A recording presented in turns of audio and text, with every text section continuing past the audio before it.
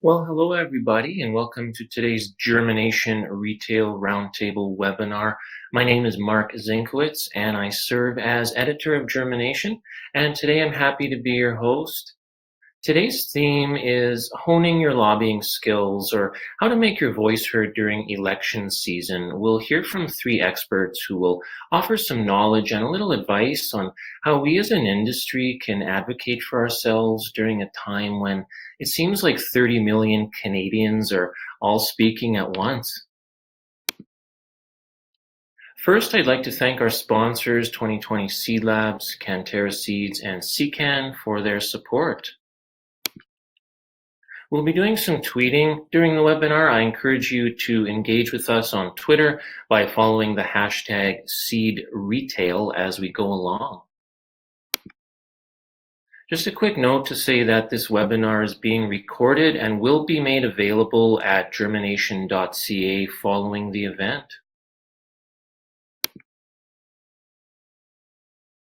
Now, during the webinar, you'll probably have some questions for our speakers. Please type these into the chat box at any time, at any time during the webinar, and we'll address them during the Q&A sessions that we'll hold after each speaker finishes their presentation. There's no need to wait until the Q&A begins to ask your question. Again, you can type it into the chat box at any time.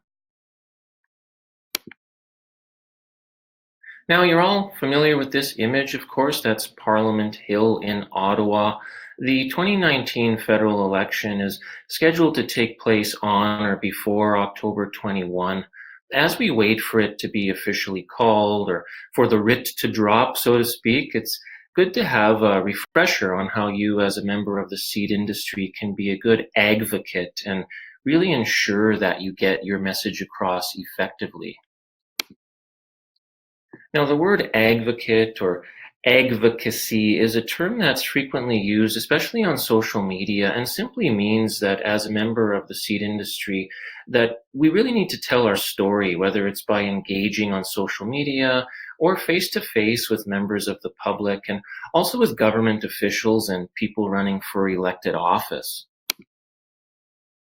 The problem is, how do we advocate during an election campaign? Obviously, there's a lot of people all talking at once, and electoral candidates often don't have a lot of time to chat when they're out knocking on doors. So how can you make the best use of your time in order to really get your message across?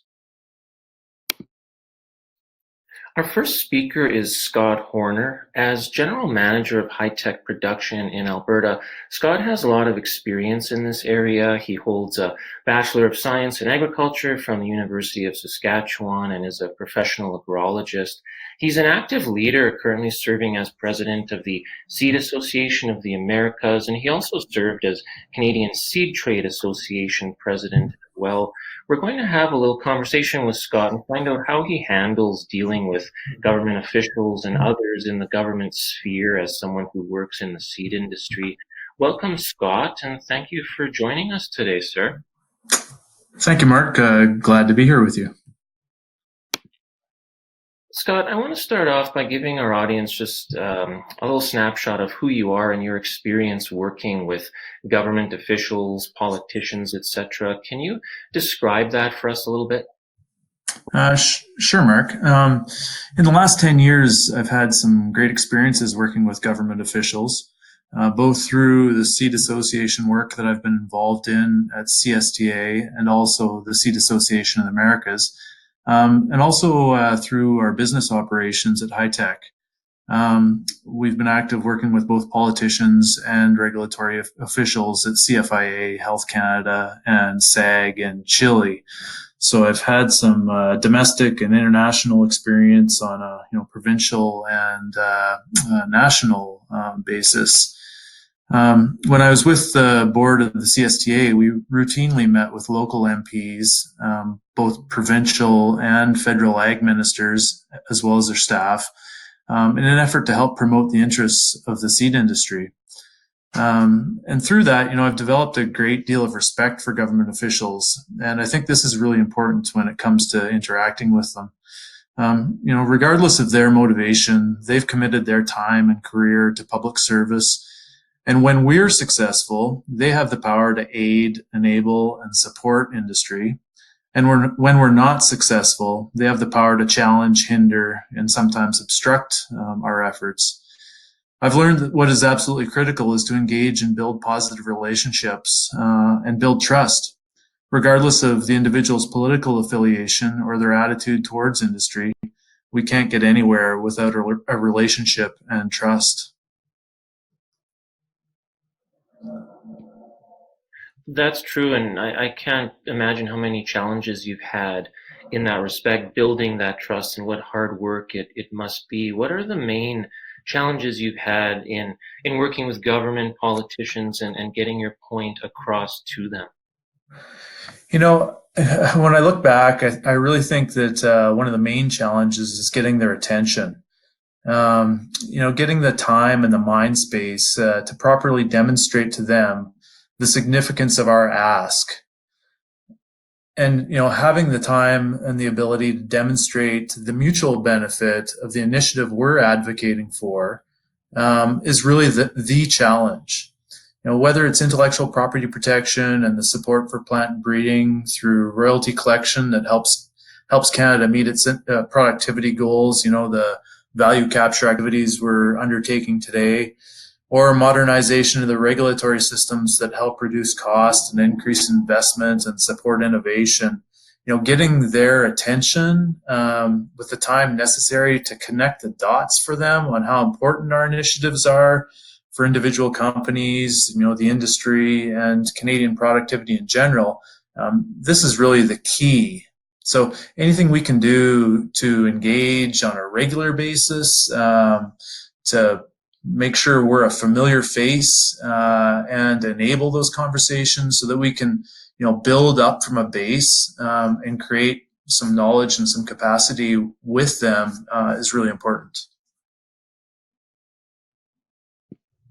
When dealing with government slash politicians, what are some big successes you've had and what do you attribute those successes to? Can you give us a few examples of times where you really felt like you got through to them and got your message across despite all the different voices all talking at the same time? Sure. One of the greatest successes I was involved in was Canada's ratification of UPOV 91 in 2015. And at the time, I was fortunate to work at the CSTA with people like Patty Townsend, who had a good history of working with government. She already had some really good solid relationships established within government from her prior work experience. And Patty had a strong belief in the value of building relationships and a great commitment to engaging with stakeholders to ensure understanding and alignment and a common message that helps, move initiatives forward. And she also had a really extreme persistence in pursuing goals from different angles. And these characteristics were really important when it came time to organizing industry and grower groups into, the formal advocacy group that became known as the Partners in Innovation. With the coordinated voice of the Partners of Innovation, a really solid industry group, and the solid political relationships that had been cultivated over years, we were able to effectively counter opposition to UPOV 91 and gain the political support needed to ratify. So you're seeing that kind of a model and attitude for cooperation being used to help achieve the seed regulatory modernization through the efforts of seed synergy. And so I think that the collaboration, speaking with one common voice, the persistence in pursuing goals, and the work that went into building relationships and establishing the relationships and establishing trust, that was really key when it came to achieving a lot of the initiatives we put forward at that time. You've no doubt seen some mistakes as you've gone through all this. You've probably made some mistakes yourself. What are some common mistakes you see people in the seed business make at election time or in dealing with these matters generally, and how can they avoid that in order to ensure that they're listened to and that they're taken seriously? Because sometimes we feel like maybe politicians, elected officials, they don't listen to us, and but we have to really sometimes look in the mirror and think, how am I coming across? How am I going about having those conversations? What are some common foibles that you see people make in that regard? Yeah, that's a great question, and I think that question is something everybody needs to reflect on before they enter into these kinds of engagements. At the end of the day, politicians and regulatory officials, they're just people like us with our own problems and our own limitations and lots of different distractions. So, understanding that is important. One of the common mistakes I see people making is going into the conversation with the attitude that, my taxes pay your salary. You, Mr. Politician, have to listen to me and you're obliged to solve my problems because that's your job. If this is your approach, if this is how you feel going into these conversations, you need to stop. You're really wasting your time and everybody else's time if that's how you want to approach the engagement. You need to take a step back and understand the degree to which politicians are pulled in many, many different directions. They have extremely limited time and they have their own priorities to manage, priorities of their riding, their office, and their party. Frankly, there's not much capacity left for the priorities of others. So once you recognize this, the engagement can be a lot more productive. When you get a meeting, time is limited. It's important to get their attention and work hard to hold that attention. So before the meeting, do your homework to understand who they are and what their priorities are. You need also to, when you enter into that meeting, you're working with them, find a connection of some kind with them, their riding or their causes that they support. Making that connection with them on some level is really critical. When you go into the meeting, know your 30-second elevator speech and have a sound bite that resonates and will stick in their brain. Find the connection, hit them with your sound bite, get their attention. And once you have their attention, the rest of the conversation becomes, more productive. I find it really valuable. And, this is something industry's talked a lot about, is providing a personal story that they can relate to. Ask them questions about their priorities and then build a link to your priorities, and be prepared to repeat your message in different ways and in different forms, both written and verbal.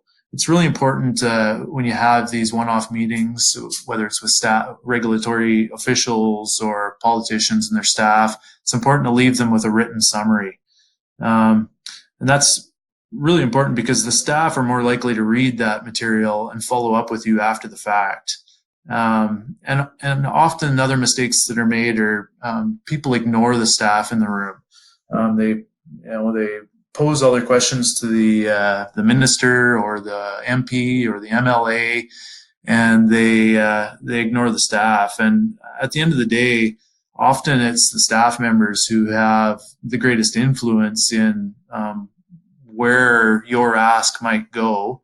And they're the people that are often more accessible than the politicians themselves. So the staff are people that you can follow up with later and engage in on an ongoing basis to move initiatives ahead.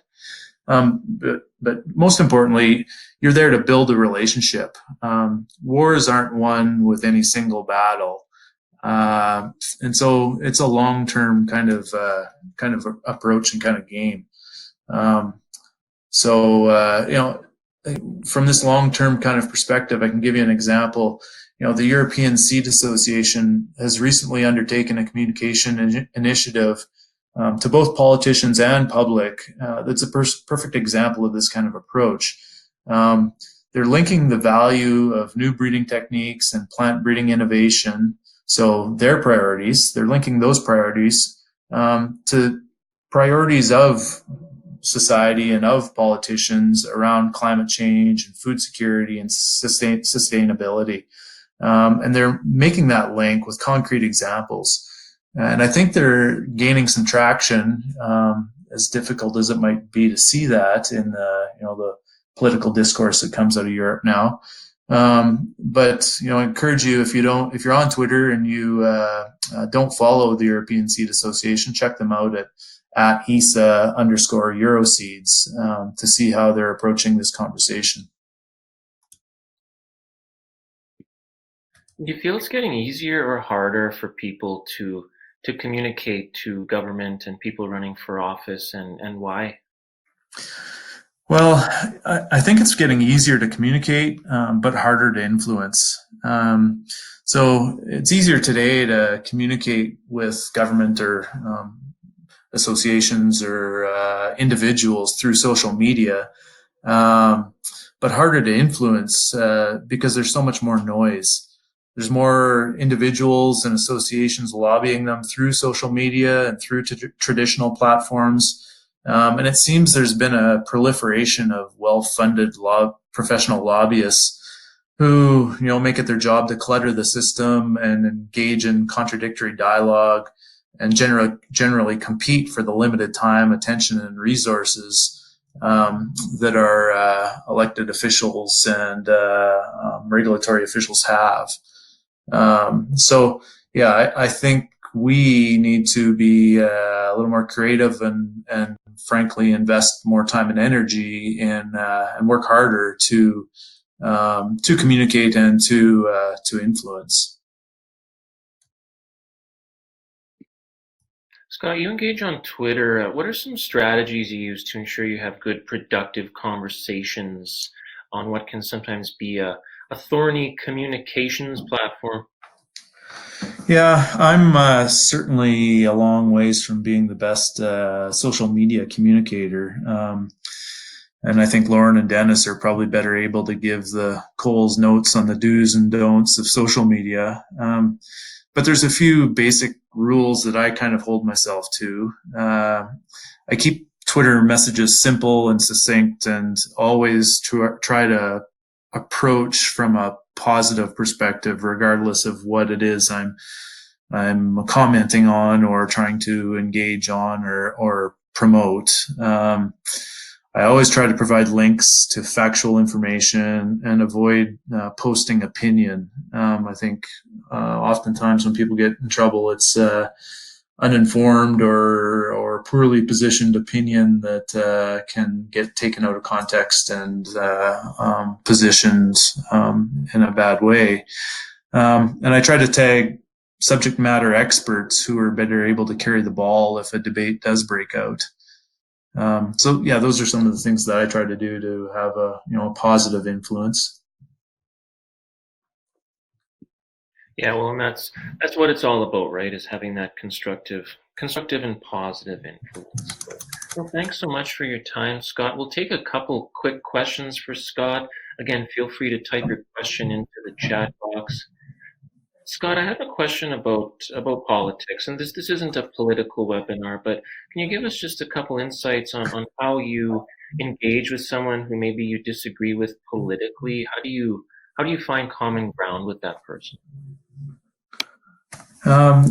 Good question. I think that's all about trying to engage in active listening. And at the end of the day, you have to be willing to make an investment in that person. It's an investment of time and energy.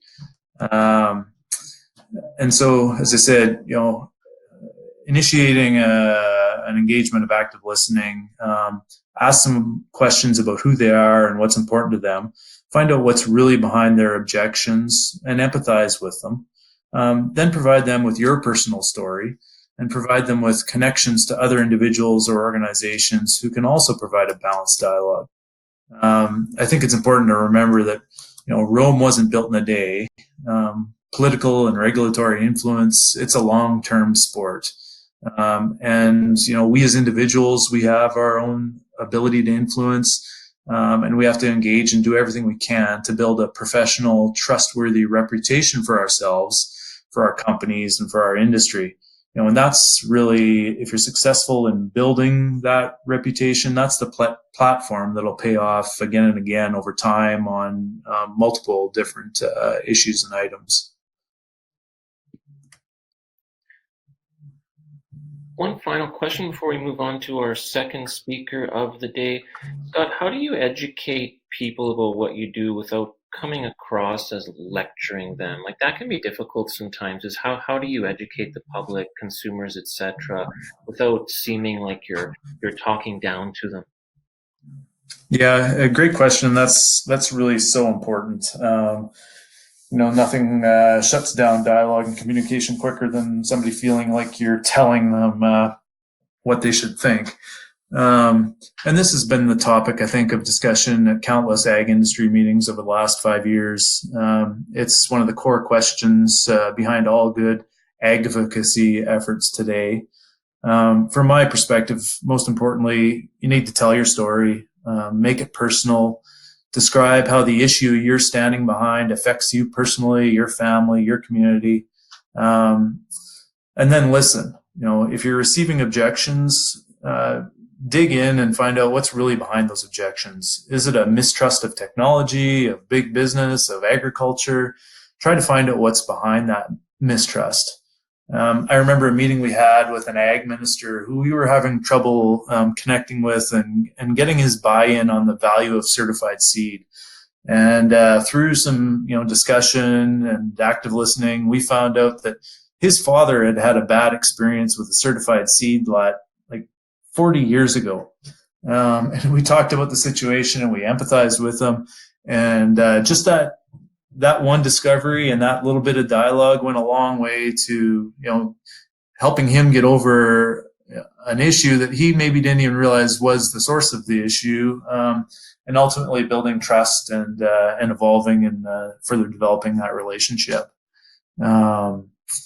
So yeah, tell your story, actively listen, and find out what's behind the concerns, the objections that the individual you're talking to is presenting, and don't lecture. Engage. Excellent insights. Thank you so much for your time today, Scott. I'm going to move on to our second speaker of the day. Lauren Martin is Government and Industry Relations Lead for the Canadian Seed Trade Association. She's a lawyer by training. She practiced law for a few years before returning to agriculture, which is her first love. Prior to joining CSTA, Lauren was in a similar advocacy role with the Canada Organic Trade Association. In her role at CSTA, she identifies the issues of CSTA membership and collaborates with government staff, politicians, and CSTA stakeholders to remedy those issues. She's going to talk a little bit about lobbying and how CSTA encourages its members to get out and advocate. Lauren, the floor is yours. Thank you very much, Mark. I am pleased to be here, and I'm also pleased to be sandwiched in between Scott and Dennis, two colleagues that I have a lot of respect for in the realms of advocacy. So, as mentioned, my name is Lauren Martin, and in my role with the CSTA, I lead government and industry relations. This means I both perform the advocacy function and I work with our members and other industry stakeholders to advocate as well. When I was thinking about putting together this presentation, I thought a lot about what some of the barriers to our members getting engaged are and how I would address them. So the key takeaway I'm hoping to leave you with as well that is that while there are experts in the field of government relations, you do not need to be an expert to effectively tell your story. The first thing I'd like to do is drop a little bit of knowledge on you.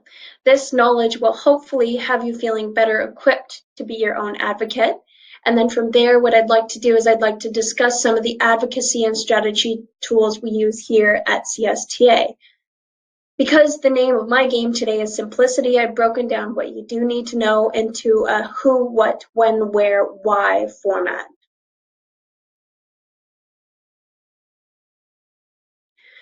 I often get asked, what is lobbying? Acquaintances often tell me that they're familiar with the word, but that they don't really know what it means. So by definition, lobbying is seeking to influence a politician or a public official on an issue. Last summer, I was traveling in Nova Scotia. I stopped into an art shop, and while I was poking around, the proprietor and I had a really nice chat. As he was bringing me in, he asked, "So what do you do?" And because people outside of Ottawa don't really resonate with the term government relations, I often don't use it. I said that I was a lobbyist. He had a little bit of a pause before he replied and said, "Oh, wow, you actually tell people that?" And that interaction has really stuck with me. I think lobbying is considered by some as a dirty word, but I would really argue, and I'll get back to this more later, that lobbying is, in fact, an essential part of democracy. If you yourself hesitate to think of being a lobbyist or hesitate to think about why you would lobby, let me put it to you this way instead. As Scott had mentioned, you're an advocate. You're speaking on behalf of something you feel passionately about. And that's what I would encourage you to think of yourself as. So the next question, if we're referring back to the definition of lobbying, it being an exercise of seeking to influence a politician on an issue, the next question to answer is, who am I seeking to influence? Well, in the strictest sense of that definition, it says you seek to influence politicians. But in my opinion, I would expand that definition a bit. You're looking to speak to the decision makers. Those could be MPs, MPPs, senators, MLAs, MNAs, ministers, political staff members, or regulators. Confusingly, the decision maker could also hold none of those roles now, but could at some point soon. And I think that's an important point to make as we come up to elections. I'm talking about the candidates. We really don't know who's going to win the Hill come October. To help identify the correct person, this is my advice, because again, I'd like to make this simple. Ask yourself, what is your issue and who is responsible for managing it?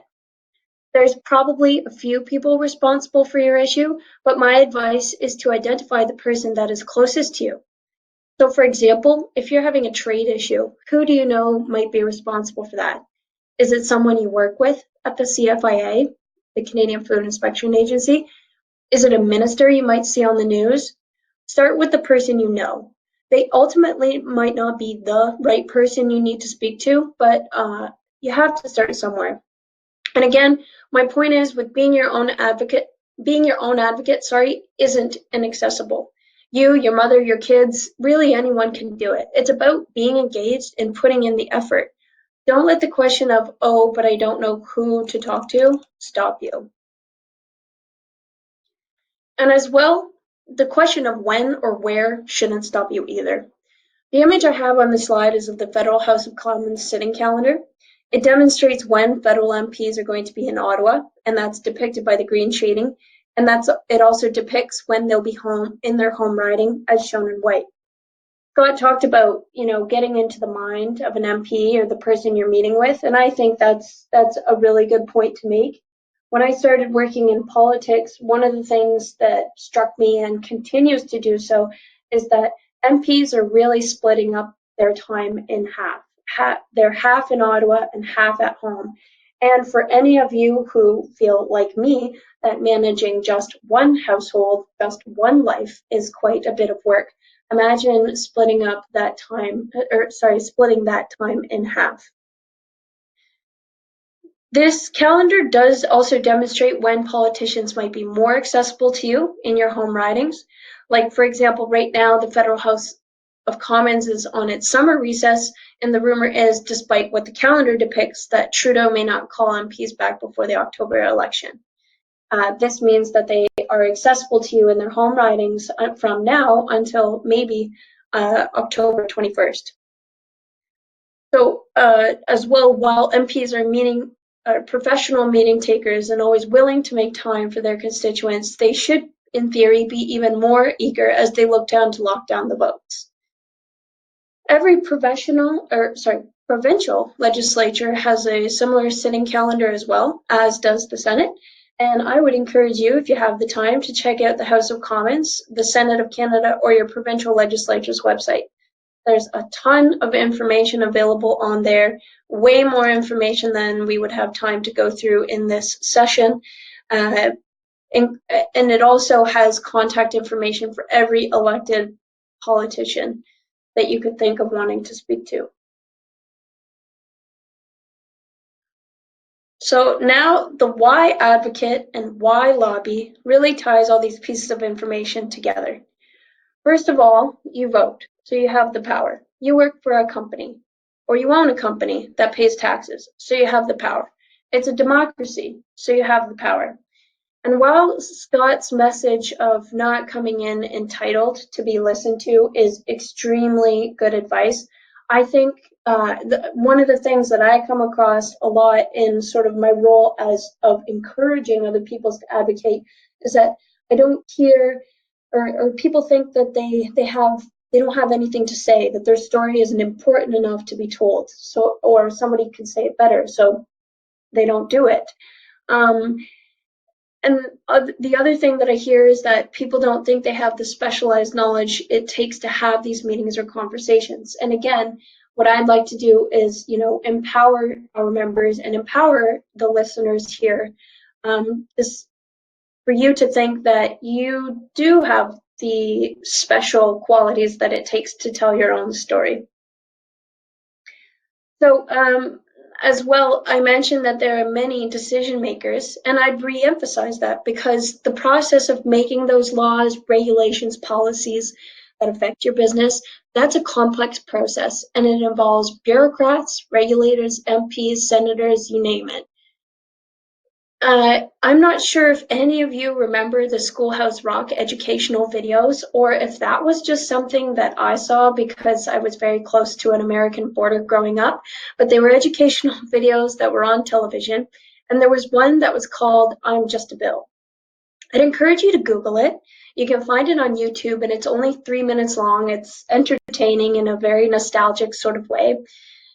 But while it is the American context, it nevertheless explains the complex process that a bill takes to get passed extremely well. And that's my point. Getting anything done in the government requires engagement. We couldn't get anything done without the will of the individual people like yourselves behind it. And that is a message that Scott conveyed as well. So earlier, I made the argument that lobbying is an essential part of democracy.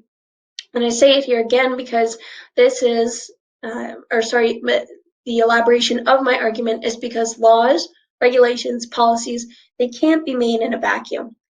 The government's team of lawyers responsible for drafting bills, regulators, technical experts in the government, etc., they have the job of drafting. They do not have the job of, say, growing seed, selling seed, applying seed treatments, etc. In order to draft any policy, law, regulation, position of the government, whatever it is, they need to hear from subject experts like you. If they didn't, the policies would be created in a vacuum and we'd have very unworkable legislation. So have I convinced you yet of the need to be your own advocate? I hope so. I'm advocating you to be your own advocate. So that's the end of the knowledge portion, and now what I'd like to discuss is some of our initiatives, which I believe will demonstrate that there is no one way to go about being an advocate. There's tips and tricks to get the most out of it, surely, but there is no one right or wrong way. So as a staff member of a member-based organization, one of the things we repeat often is that we can't do without our members. We can't do it without your involvement. Again, sort of like how the government has regulators, lawyers, technical experts to carry out the functions of regulating, we staff also don't grow, sell, or retail seed in our day-to-day business either. While I'd like to say that we get the seed industry a little bit better than your typical government individual, we don't experience the same business challenges on a day-to-day basis that you do. So the members inform us, and we in turn inform the government on their behalf. But since we staff at CSTA number 5, I often encourage the broader membership to boost their message a little bit, the same as I'm encouraging you now. Last summer, we asked our members to meet with their local elected representative, be it, again, MP, MPP, MLA, or MNA, during the summer months while the MPs were in their home ridings. We chose 3 things that were of concern for our members as of last spring, provided support before, during, and after the meeting to those who took up the challenge. A handful of members took us up on our request, and we received good feedback from those meetings we did have, including one that we were able to schedule between our president at the time, Todd Hyra of SeCan, and his MP, who happens to be the Minister of International Trade Diversification, Jim Carr.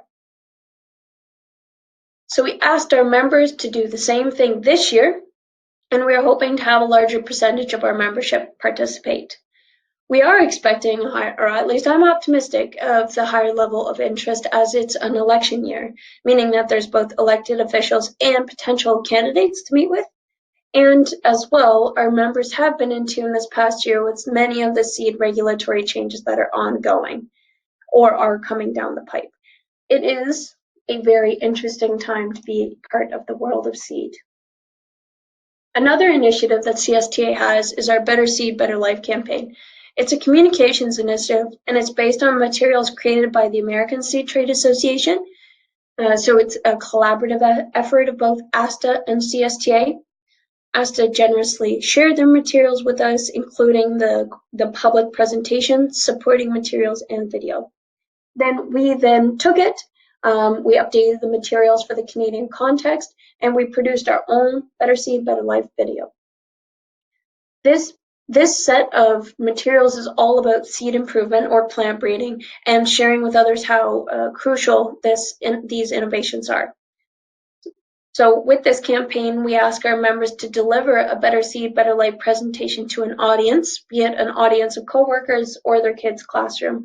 The point is just to get that message to a wider audience of what the role of seed is in our day-to-day lives. We also develop materials which can help members be their own advocates. These materials are shiny, they look great, they're professional, and they're on message. A lot of strategy went into coordinating kind of what words we'd use. These materials are available for members to either use for their own reference as they're developing their own speaking points or as a leave behind in meetings.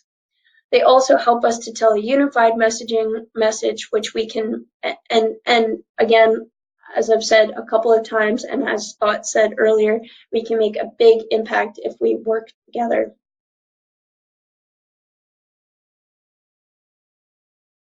So finally, one of the ways that CSTA and I engage with is through Twitter.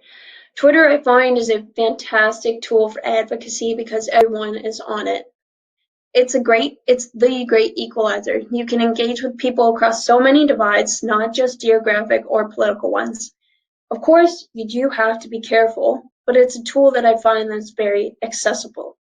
Your elected officials are on there too, and you can bet that they or their staff have their fingers on the Twitterverse pulse. So I looked this up. In fact, for this presentation, I wanted an image, and I thought, for my own interest, I was curious to see what kind of who's popular on Twitter, and I was surprised to see that Elizabeth May came in second of all Canadian politicians, second only to Mr. Prime Minister, who has 4.5 million followers. Elizabeth's following doubles that of Andrew Scheer, with Andrew, who has 154,000. So the point is, officials, regardless of their stripe, use it as a tool too. And so do we. While we're on the topic of Twitter engagement, here's my shameless plug to follow us at Seed Innovation and at Ontario Ag Lawyer. If this is all new to you, this role of being an advocate, let a Twitter discussion be your first step towards engaging and doing some advocacy. And on that note, thank you for your attention. I do hope the information I shared was both useful and encouraging. Please feel free to provide feedback during the question period or, again, through Twitter. We would love to hear from you. Thanks so much, Lauren. Great insights. If you have a question for Lauren, please type it into the chat box. We'll have a short Q&A before we move to our third and final speaker of the day. Lauren, what are you hearing from seed industry members, including retailers, in regard to what the big issues are as we move closer to the 2019 campaign? Sure. Well, I think that there's ag general issues that everyone has on their radar, and I think are really resonating with politicians right now because it certainly affects all Canadians, and that is, of course, trade. But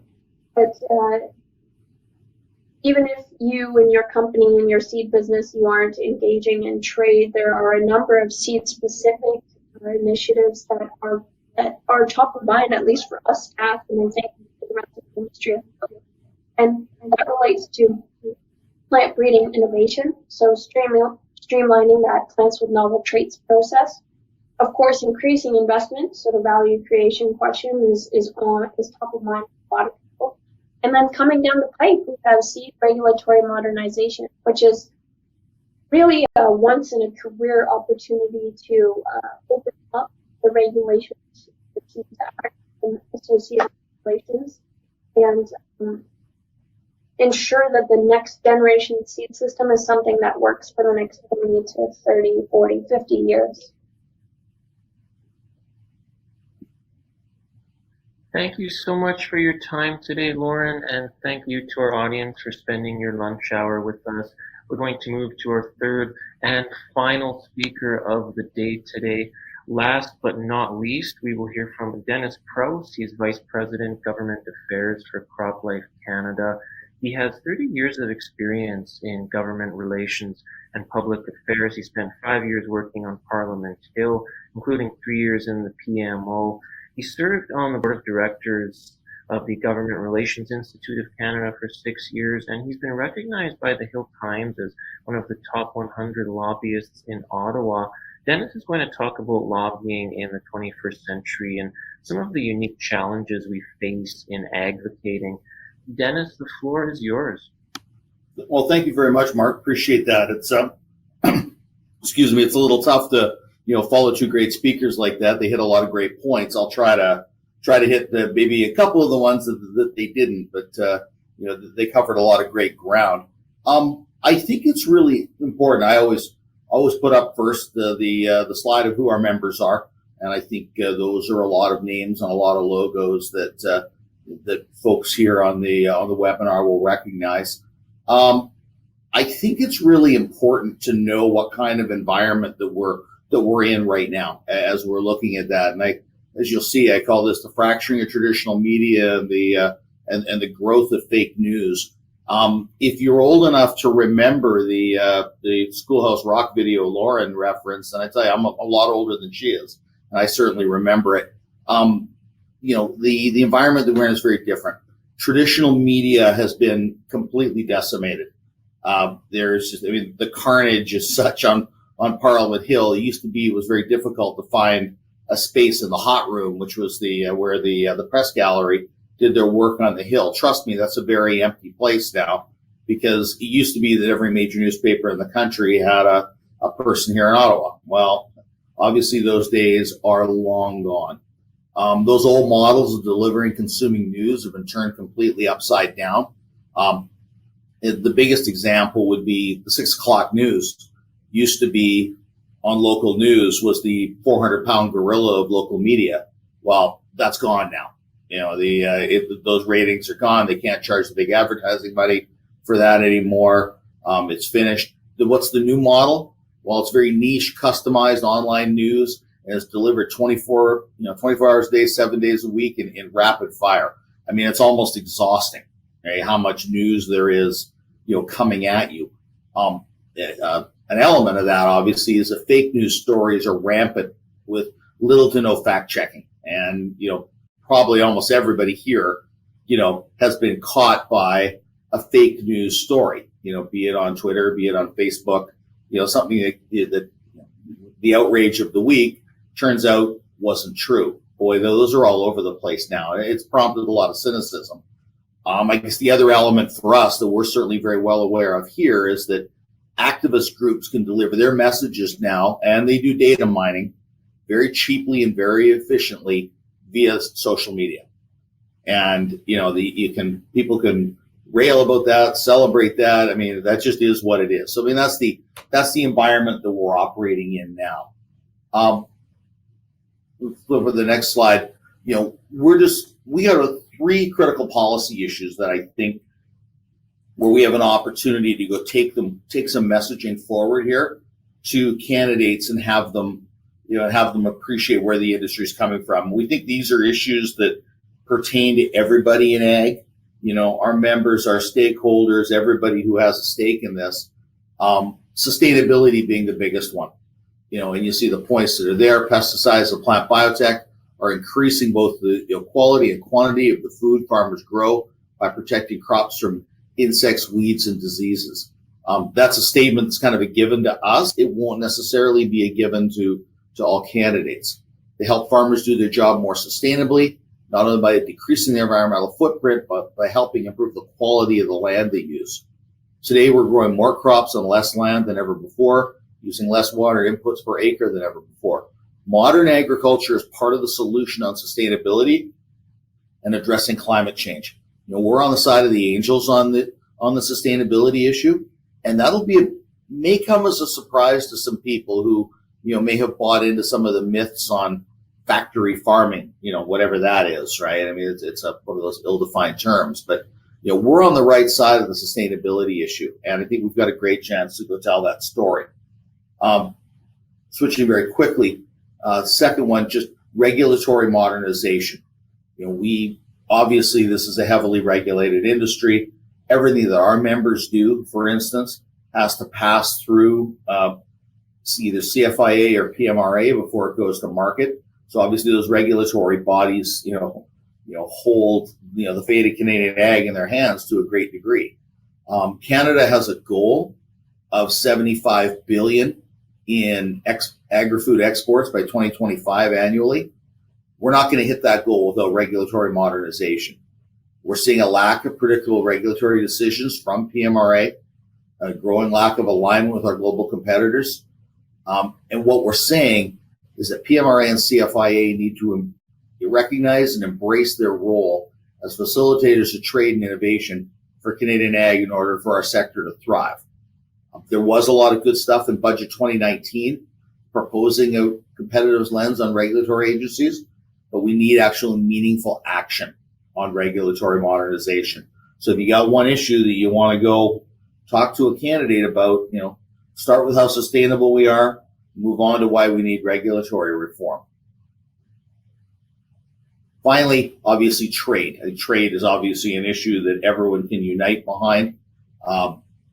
Obviously, it's been brought into very sharp relief by the China crisis. We're an exporting nation on ag. We need better and more secure market access for our agri-food products around the globe. We obviously support CETA, support the new TPP, support the new NAFTA. And the last point I think is very critical. Science-based regulation is a key to any trade agreements, because non-tariff trade barriers will continue to be the primary trade concern for Canadian agriculture. We're not only seeing that in China, but we obviously saw that with durum wheat in Italy. We are seeing that in India. Non-tariff trade barriers are an issue. So as you'll see there's certainly no shortage of, big picture meaty issues to go reach out to candidates on and to educate them on a little bit. So getting on to, some of the issues that Lauren touched on, being your own lobbyist, why does it matter? It gets us away from what an old CEO of mine called the 911 School of Government Relations. And what he meant by that was, this is where we don't talk to government, we don't engage with decision makers until there's a crisis. And all of a sudden then everybody swings into action and, is knocking on their door. Well, I think to the earlier point that was raised by Scott, there are so many people competing for their attention now. We need to, on to point two, develop that long-term relationship between a constituent and the elected official. You being the constituent. And that is a huge advantage that you have on a local level, reaching out to candidates and elected officials that, when I'm, in Ottawa at an office, we take a bit of a discount. You're a constituent on the ground. There's a great deal of value to that. It also profiles you as the expert resource. in your area. And you are an expert. You're an expert in what your farm does. You're an expert in what your business does, what your company does, and you offer expertise that candidate, that member of parliament may not have otherwise. The last one I think is very important. We're promoting very positive solutions that benefit both the government and the public. We can't go to politicians and simply whine about what our problems are, because they're thinking in the back of their head, geez, I got a problem too. I got to get elected on October 21st. So we need to promote positive solutions and be the person that is that's out there not just complaining, because if you're just complaining, you get shut out very quickly. So what are the benefits for us? Well, we put a friendly local face, put on big agriculture, factory farms, industrial farms. I mean, these are all the expressions that just make us all cringe, right? Well, we know that's not true, but putting that friendly local face on our industry is what's important. We put our issues forward in a very low-key, local manner, and you get a firsthand weather report as to what those local officials are feeling, what they're hearing, and that's the kind of intel that, we may not necessarily get, when we meet with them here in Ottawa on a more sort of formal level. Who are your local candidates? My subtitle to this is always, what kind of person wants this job anyway? Because, I'll tell you, it's a tough gig. It's a very public gig.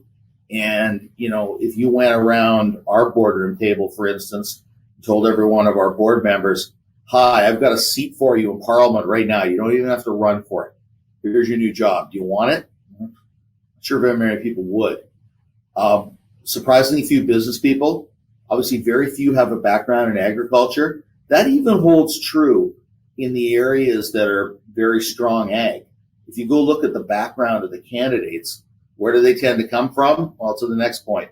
Former teachers, lawyers, union members, civil servants, community organizers, people who've sort of been, as my mother loves to say, professional busybodies. She said it with great love and affection.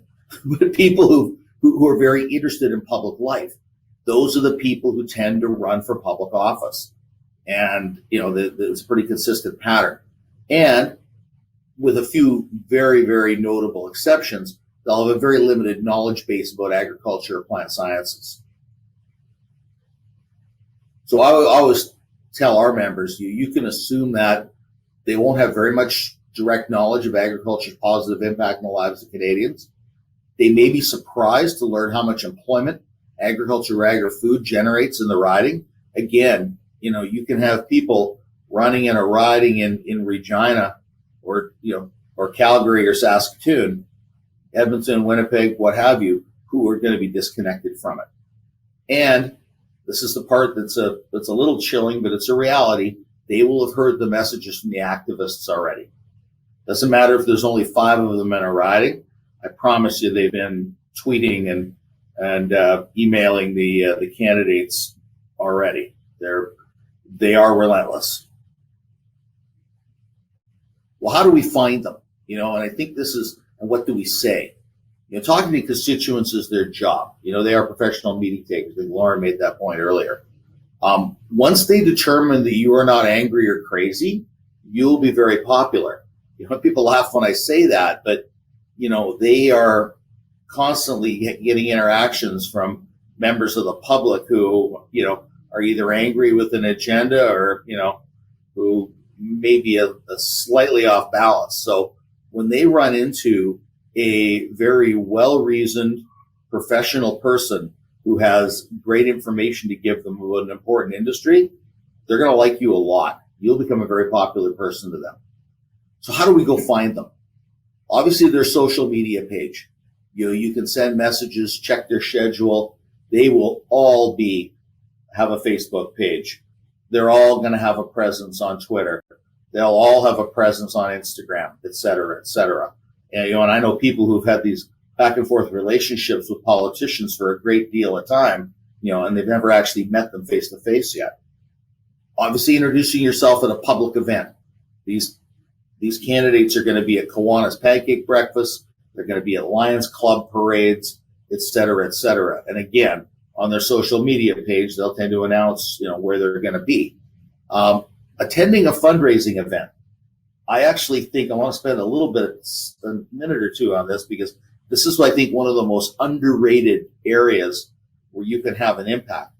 Canada has electoral financing laws that are very particular. No union money, no corporate money, and individuals are limited to $1,600 a year in total for riding associations, $1,600 to the party. What it means is that candidates have to go raise their money $25, $50, $100 at a time. They often do it with small local fundraisers, a stand-up reception, a spaghetti dinner, what have you. The first $400 of your contribution, you get 75% tax credit back. So for $50, it's actually going to cost you, $12.50, and you get to go have some FaceTime with a local candidate.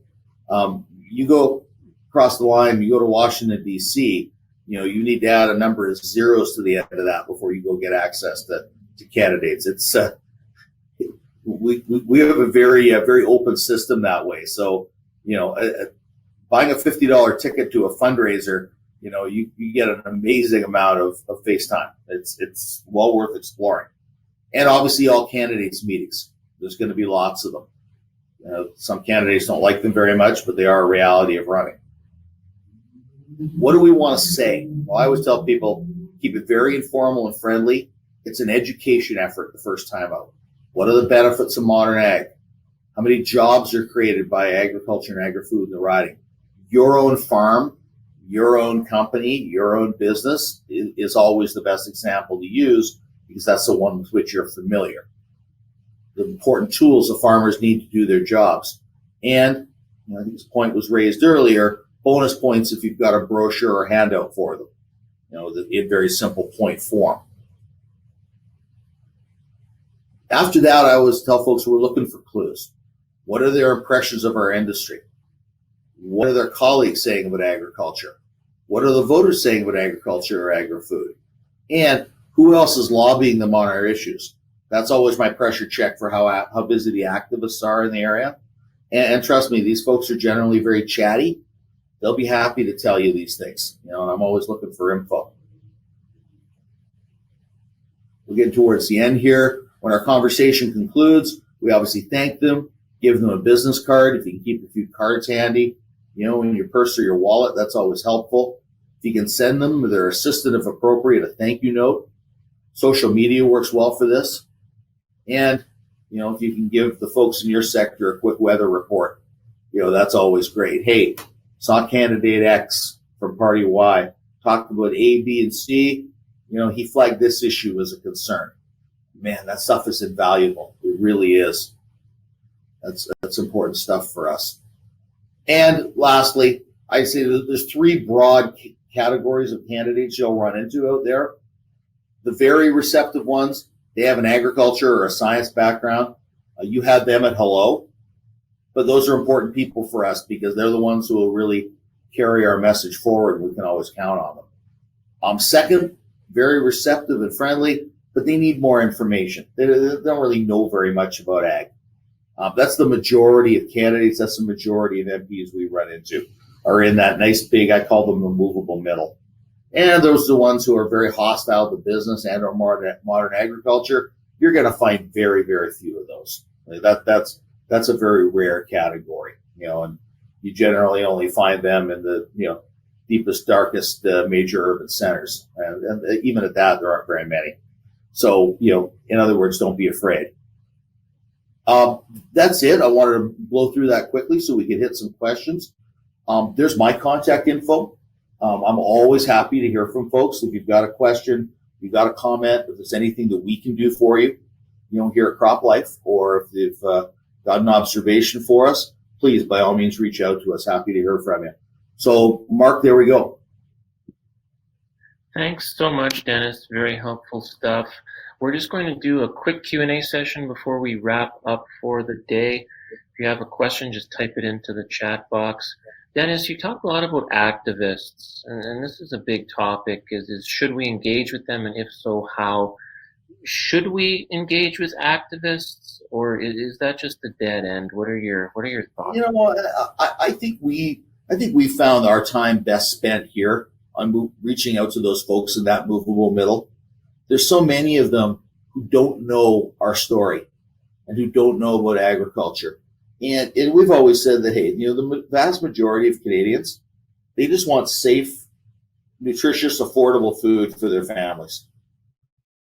So line is no. I know in some sectors they say, well, reach out to the activists. I think we've got our plate fairly full now in talking to those folks in the movable middle, the persuadables as we call them. And I just tend to quarantine the activists. They want to drag you into a lengthy day-long fight on Twitter, and I just really not sure that's a productive use of anybody's time, frankly. In terms of electoral candidates, you mentioned that a lot of them don't really understand agriculture. They come from different backgrounds, and a lot of them have preconceived notions themselves. What do you find the biggest preconceptions are? Like I say, I think it's the whole notion of factory farms or industrial farming. There seems to be an impression out there that while big business has taken over agriculture and that it's now, run by big multinationals, when the truth is that the tools the farmers are using today are modern. They have to be, but it's still being run by families. It's still being run by people. To that end, some of the folks on here may have seen our Real Farm Lives series on YouTube. And if you haven't, I'd encourage you to go check it out. Just go to YouTube and type in Real Farm Lives. We profiled 3 farm families last year and sort of in a documentary style, looked at their life and how it is they're out there producing food and dealing with their day-to-day issues.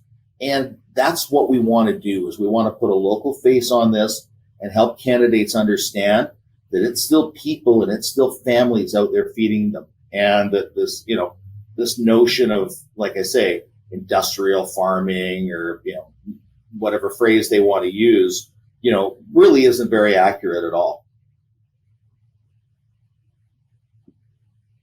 Thank you so much, Dennis. Thank you to our audience today for joining us. I just want to thank our sponsors one more time, 2020 Seed Labs, Canterra Seeds, and SeCan for their support. That's all the time we have today. Again, this webinar will be available on our website at germination.ca. Have a great day, everybody. Thanks again for spending your lunch hour with us. This is Mark Zinkowitz of Germination signing off.